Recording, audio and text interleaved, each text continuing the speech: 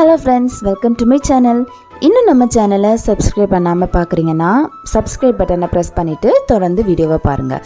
உங்களோட love and சப்போர்ட்க்கு என்னோட பெரிய தேங்க்ஸ். கன்னியாகுமரியில் நாங்கள் இதை புளிச்சங்கான்னு சொல்லுவோம். இதோட இங்கிலீஷ் நேம் பிலிம்மி ஃப்ரூட்டாங்க. எனக்கு இப்போ தான் தெரியும்.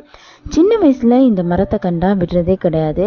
ஃப்ரெண்ட்ஸ் எல்லாம் சேர்ந்து இதை பறித்து உப்பு வச்சு சாப்பிடும்போது அவ்வளோ டேஸ்ட்டாக இருக்கும். நம்ம இன்னைக்கு இந்த புளிச்சங்காயில் நம்ம ஒரு ஊறுகாய் செய்யலாம். இந்த புளிச்சங்காவை உப்பில் ஒரு 2-3 நாள் ஊற வச்சாச்சு.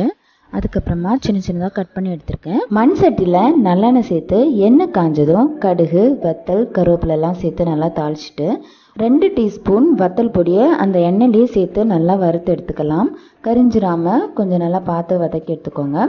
உப்பில் ஊற வச்சு கட் பண்ணி வச்சுருக்கிற புளிச்சங்காயை அந்த எண்ணெயில் போட்டு நல்லா வதக்கி எடுத்துக்கலாம்.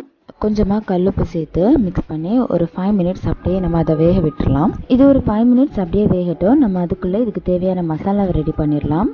1 டீஸ்பூன் கடுகு, 1 டீஸ்பூன் ஜீரகம், ஒரு 4-5 மிளகு, கொஞ்சமாக வெந்தயம் நிறைய சேர்த்தா கசப்பாக இருக்கும். ஸோ கொஞ்சமாக சேர்த்துக்கோங்க. இது எல்லாத்தையுமே நல்லா நம்ம வறுத்து நல்லா பொடி செஞ்சு இதை அந்த ஊறுகாய் கூட 1 டீஸ்பூன் ஆட் பண்ணால் போதும். இந்த பொடி நம்ம கடைசியாக தான் சேர்க்க போகிறோம். இந்த ஊறுகாயெலாம் நல்லா வெந்ததுக்கப்புறமா நம்ம 1 டீஸ்பூன் ஆட் பண்ணி அதை மிக்ஸ் பண்ணி அப்படியே நம்ம வச்சிட போகிறோம். 1 டீஸ்பூன் ஆட் பண்ணி அதை டேஸ்ட் பாருங்கள். அந்த பொடியோட டேஸ்ட் அந்த ஊறுகாயில் நல்லாவே தெரியும். ஓகேனா விட்டுருங்க, இல்லைன்னா ஒரு 1/2 டீஸ்பூன் கூட ஆட் பண்ணிக்கோங்க. இந்த பொடி இந்த ஊறுகாய்க்கு ஒரு நல்ல ஒரு டேஸ்ட் கொடுக்கும். அவ்வளோந்தாங்க, நமக்கு புளிச்சங்காய் ஊறுகாய் ரெடி ஆகிட்டு. ஷைடிஷ்க்கு இது ரொம்ப சூப்பராகவே இருக்கும். நீங்களும் இந்த மெத்தடை ட்ரை பண்ணிவிட்டு எப்படி இருக்குன்னு கமெண்டில் சொல்லுங்கள். ஹோம் மேக்கர் லோரா சேனலை சப்ஸ்கிரைப் பண்ணிடுங்க. உங்களோட அன்பும் ஆதரவும் எனக்கு எப்போவுமே தேவை. Keep supporting me. இந்த வீடியோ பிடிச்சிருந்தா மறக்காமல் லைக் பண்ணுங்கள், ஷேர் பண்ணுங்கள், கமெண்ட் பண்ணுங்கள்.